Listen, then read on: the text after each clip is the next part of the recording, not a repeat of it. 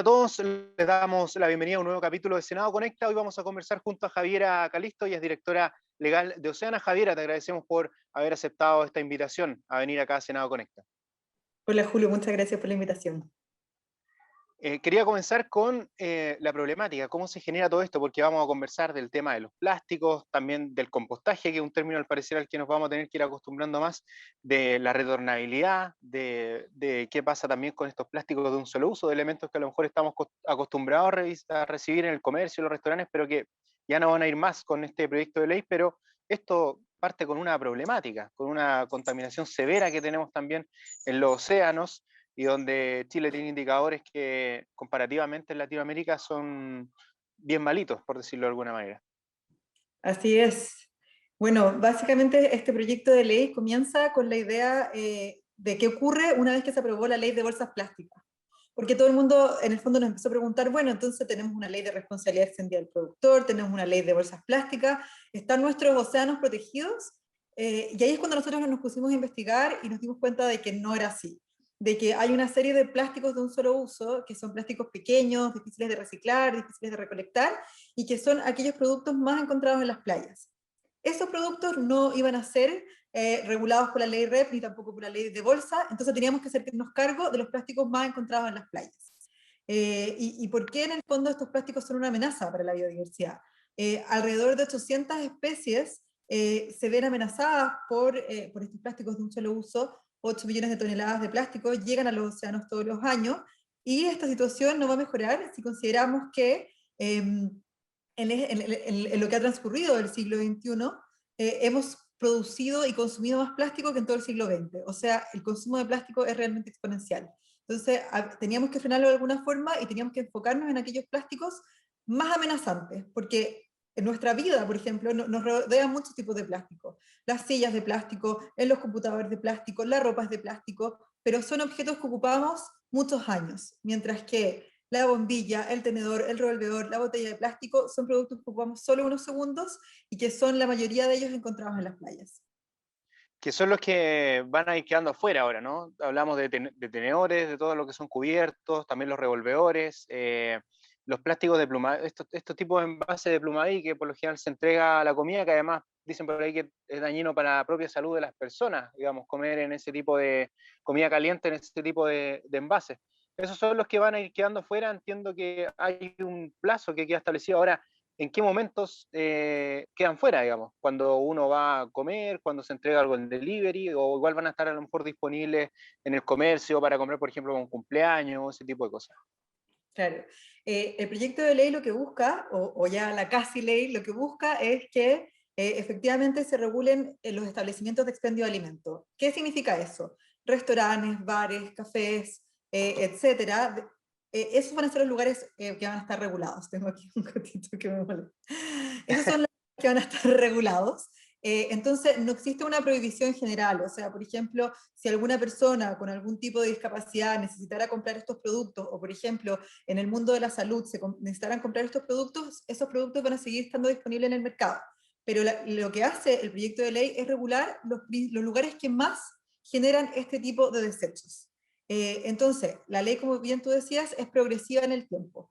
A los 6 meses de entrada en vigencia de la ley, se van a prohibir las bombillas, los revolvedores y los cubiertos y todo tipo de envase de Plumavit o vasos de Plumavit, cualquier elemento de Plumavit relacionados con el consumo de alimentos, eso va a estar prohibido. Entonces, a los 6 meses de entrada en vigencia de la ley ya vamos a ver este cambio completamente distinto, porque los restaurantes ya no van a poder entregarnos ningún tipo de plástico, repito, de bombillas, revolvedores y cubiertos. Esto también incluye de pronto cafeterías, digamos, lugares a lo mejor internos de los establecimientos, a lo mejor un lugar de trabajo que tiene una cafetería en el interior, tampoco vamos a poder entregarlo. Exactamente, exactamente. Y la solución es bastante, podríamos decir, simple, porque la obligación va a estar, pero esto es una obligación que empieza a correr a los 3 años, es de que todos los productos que me entreguen cuando yo me siente a comer en una cafetería, como tú das el bien ejemplo, Uh -huh. el buen ejemplo, es que me van a tener que dar productos reutilizables. O sea, me siento a tomar un café, la taza va a tener que ser de loza tradicional de toda la vida, la cuchara va a tener que ser en el fondo de aluminio, pero lo importante es que sea reutilizable. Esa es la solución cuando yo me siente a comer en un café, en un restaurante, etc. Es como tú comentábamos un poco antes de empezar la entrevista, es como volver un poco a los 80, digamos, va a pasar lo mismo con las botellas, yendo al término de las botellas que, digamos, es otro de los grandes cambios que se proponen, donde aumenta la retornabilidad y además las botellas desechables van a estar, entre comillas, permitidas, pero van a tener que fabricarse de plástico reciclado. Exactamente. Esto es súper interesante porque la botella retornable es una botella que primero es más barata para el consumidor y es mucho mejor para el medio ambiente porque utiliza menos agua, porque si viaja poco, emite menos gases de efecto invernadero y finalmente prácticamente no genera desechos porque la botella reutilizable la podemos reutilizar, como dice su nombre, muchas veces. Uh -huh. Entonces, en el fondo, ahora en todo tipo de supermercado, almacén, tienda de conveniencia, minimarket, en todos esos lugares, yo voy a poder llevar mi botella reutilizable y me van a tener que en el fondo vender y recibir esta botella retornable. Y por otra parte, en relación a la botella desechable, esta va a estar permitida solamente cuando contenga un porcentaje de material reciclado que va a tener que ser recolectado y reciclado en Chile. O sea, en el fondo ya no, prácticamente no vamos a encontrar una botella desechable botada porque esa botella, entre comillas, va a valer oro. Claro, además ahí se habla de que se genera entre comillas, un nuevo mercado, porque se va a tener, las mismas embotelladoras van a tener que encontrar la forma de recolectar esto digamos, las botellas que sean desechables. Claro, exactamente. Van a tener en el fondo el deber y así de esta forma se va a incentivar fuertemente el trabajo de los recolectores de base, porque en el fondo el plástico PET, que es el número uno, es un plástico altamente reciclado. De todas formas, nosotros como Oceana llamamos a los consumidores a que excepcionalmente utilicen la botella reciclable. Es mucho más preferible para el medio ambiente la botella retornable. Entonces, tener la nueva costumbre de andar con una botella retornable en la mochila, en el fondo en la bolsa, en el auto, estar preparados para en el fondo decir, ok, si yo me quiero comprar una botella de agua, una botella de bebida, yo tengo mi botella retornable. Claro, la idea es también ir pensando en esto de que no sea tan simple, ¿no? Llegar a ocupar y botar las cosas, también empezar a usarlo con elementos que usamos a diario. A propósito de eso, bueno, vamos a continuar hablando, pero vamos a ir a una pausa, Javiera, si te parece, y estamos de regreso en Senado Connect.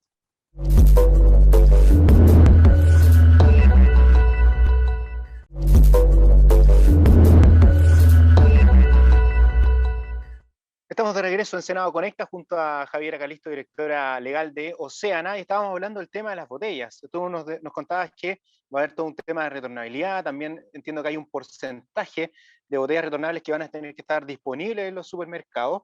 Entiendo que también para esto hay algunos plazos definidos, va a ser de aquí a un tiempo en que se va, digamos, a materializar esta exigencia. Así es. A los 6 meses de entrada en vigencia de la ley, todos los supermercados, es decir, cualquier supermercado se define como aquel lugar que tiene más de 3 cajas, en el fondo cajas para pagar, Uh -huh. van a tener la obligación de vender y recibir botellas retornables. Luego, en un plazo de 2 años, esto se va a extender para almacenes, tiendas de conveniencia, es decir, aquellos lugares que tienen menos de 2 cajas. Luego, a los 3 años de aprobada la ley, van a tener la obligación de tener un porcentaje de exhibición de la botella. Es decir, yo voy a tener que encontrar una góndola en el supermercado que al menos tenga un 30% de botellas retornables. Esto es para que efectivamente sea más atractivo para los consumidores y nuevamente siempre pensemos en decir, ok, voy a comprar una botella que sea retornable, para en el fondo ir de a poco, o bueno, no tan de a poco, dejando atrás la botella desechable y cambiándonos ya rotundamente a la botella retornable, que es mucho mejor para el medio ambiente y para el bolsillo de los consumidores. Claro, son varios los cambios que propone, que así como tú decías, esto de cierta manera parte con el tema de la ley de las bolsas plásticas, que digamos, nos incitó, digamos, nos obligó a andar con una bolsa, ahora puede ser también el tema de la botella y también hay otros términos que se van incluyendo ahora como el compostaje, que también se busca promover a través de este proyecto de ley y que también lo que hace es ir dividiendo a lo mejor de mejor manera los residuos, que la gente se pueda organizar en sus casas también. Hay algunos que lo van haciendo, ¿no? Pero no todas las comunas tienen, digamos, un servicio, digamos, diferido para este tipo de recolección. Sí, exactamente. Bueno, hablábamos al principio que cuando yo me siente a comer dentro de un restaurante, todos los productos van a tener que ser reutilizables. Y ahora, fuera de los establecimientos, o sea, comida de delivery para llevar, o, por ejemplo, cuando yo paso a recoger la comida, ahí me van a poder dar envases de materiales distintos al plástico o plástico certificado. Y estos productos de plástico certificado son aquellos que van a poder ser, o sea, que van a tener que ser compostables. Entonces, así es como la ley en el fondo se conecta con la compostabilidad. ¿Por qué en el fondo nos cambiamos a la compostabilidad y dejamos atrás el reciclaje? La mayoría de estos productos de los que estamos hablando, o sea, envases de comida preparada, son aquellos que están en contacto con materia orgánica, que es la comida que vienen en ellos. Entonces, el reciclaje de estos productos es altamente sofisticado porque al estar contaminados es muy difícil su reciclaje. Y por eso que la respuesta para este tipo de productos es el compostaje. Entonces, lo que hace la ley, en el fondo, es decir, ok, el Ministerio de Medio Ambiente va a tener la obligación de incentivar el desarrollo de compostaje a nivel municipal. Esto ya sea a nivel domiciliario, o sea, entregando, por ejemplo, cajas de compostaje a las distintas personas, o teniendo un compostaje ya más grande, industrial, en las municipalidades. Esto para que efectivamente estos productos de plástico certificado efectivamente se composten. Es clave en el fondo que hagamos esa diferencia, porque si es que estos plásticos no se compostan, también producen impactos en el medio ambiente. Entonces ahí la importancia de, en el fondo, de que todos de a poco vayamos aprendiendo entre la diferencia de reutilizar, que es la primera opción siempre, luego en el fondo y la diferencia entre reciclar y compostar, para efectivamente decir, ok, la botella de plástico, por ejemplo, se puede reutilizar, la retornable, la botella de plástico desechable se recicla, y finalmente el envase de comida preparada, ese se composta generalmente, si es de plástico certificado. Claro, porque más allá de lo que puede decir la ley, siempre las personas, digamos, pueden ir tomando algunas recomendaciones, ¿no? De cómo hacerse cargo de estos residuos, sobre todo cuando la ley a lo mejor no ha funcionado tan bien en esa línea de disponiendo mejor de la residuos y que la recolección más responsable, también la disposición de parte de los hogares, ¿no? Como que ahí también hay una tarea pendiente como que se refuerza a través de esta ley de plástico un solo uso. Sí, de todas maneras, o sea, hay distintas características de la ley para incentivar esto que tú describías. Por un lado está la educación ambiental, que es en el fondo Ujú. tarea del Ministerio de Medio Ambiente. Pero por otro lado se suman los restaurantes, se suman los supermercados, los cuales van a tener la obligación de comunicar a los consumidores la forma en que los productos que están entregando se valorizan. Entonces, por ejemplo, si a mí me entregan una caja de cartón, por ejemplo, de pizza, y esa caja de cartón en el fondo se ensució con aceite, es súper probable que esa caja no pueda ser reciclable y vaya a tener que ser compostable. Entonces ahora va a ser el establecimiento, el restaurante, el que me diga, consumidor, le estoy dando una caja, esta caja se ensució, así que por lo tanto la forma de valorizarla es compostando, por ejemplo. Entonces ahí Claro. los establecimientos de expendio de alimentos van a jugar un rol clave también a la hora de educar correctamente a la ciudadanía. Javiera, hablando de la ciudadanía y del rol que pueda tener la gente, este proyecto de plásticos de un solo uso también le entrega a las personas la responsabilidad, o a lo mejor no tanto la responsabilidad, pero sí la posibilidad de denunciar cuando ellos digan, bueno, me entregaron a lo mejor algo que no correspondía, o esto ya no se entrega, o también no había una botella retornable cuando yo quería cambiarla. La gente va a poder, digamos, también denunciar, porque hay sanciones para quienes no cumplan con esto. Exactamente. Muchas veces se dice cómo se fiscalizan las leyes, y ese es un punto clave a la hora de, en el fondo, poder medir el éxito de una ley. Bueno, este proyecto de ley o esta futura ley lo que contempla es una acción popular, es decir, cualquier persona que en el fondo que se dé cuenta de que un establecimiento no está cumpliendo, va a poder ir directamente o a su municipio o a los juzgados de policía local y poder denunciar en el fondo que se está incumpliendo con la normativa. Estos son procedimientos simples que no requieren de estar representados por un abogado. Entonces la idea es que todas las personas en el fondo se comprometan con el cumplimiento de esta ley y efectivamente denuncien cuando no se esté cumpliendo. Javiera, respecto de las cosas que se incluyeron en la ley, ¿te hubiera gustado que, sobre todo cuando vemos imágenes, por ejemplo, de muchas mascarillas, a veces en los océanos, de animales que están también recibiendo estos residuos, que a lo mejor se hubiera, o queda a lo mejor como tarea pendiente también actualizar este tipo de de residuos, ver el desafío que se plantea a partir de que justamente se están usando no solo mascarillas, sino que también muchos plásticos en algunas oportunidades que justamente se usan por seguridad para evitar el contagio, para resguardar algunos productos. También ahí hay un tema, me imagino que ustedes han podido contratarlo como Oceana, ¿no? Sí, efectivamente, es muy triste ver cómo en las playas, ya hoy en día uno de los productos que se encuentran, no sabría decirte la proporción, pero que se encuentran en las playas son las mascarillas. Yo creo que es súper importante hacer una distinción clave, que en el fondo una mascarilla busca salvar una vida, busca que una persona no se contagie, en el fondo, en este caso, por ejemplo, del COVID. Entonces, yo creo que la mascarilla, en el fondo, la solución para la mascarilla es efectivamente educar a las personas y que esas mascarillas se desechen en lugares adecuados. Pero también encontramos otro tipo de productos, como por ejemplo cubiertos que son envueltos en plástico, y cuando en realidad eso, por lo menos nosotros no hemos visto ningún estudio que efectivamente otorgue mayor protección, o por ejemplo ese mismo plástico puede reemplazarse por un material distinto. Entonces, en el fondo es muy distinto comparar la labor que cumple una mascarilla con la labor que cumple un cubierto, una bombilla, un revolvedor, que son realmente productos que no necesitamos en nuestra vida, que no tienen un propósito de salvar nuestra vida. Entonces creo que eso es súper importante de distinguir. Pero como volviendo en el fondo a la pregunta, lo esencial respecto de la mascarilla es cuando tengamos seguridad de que una mascarilla es reutilizable, evidentemente escoger la mascarilla reutilizable. Pero si por necesidades médicas yo necesito ocupar una mascarilla desechable, la importancia está en disponerla de forma adecuada.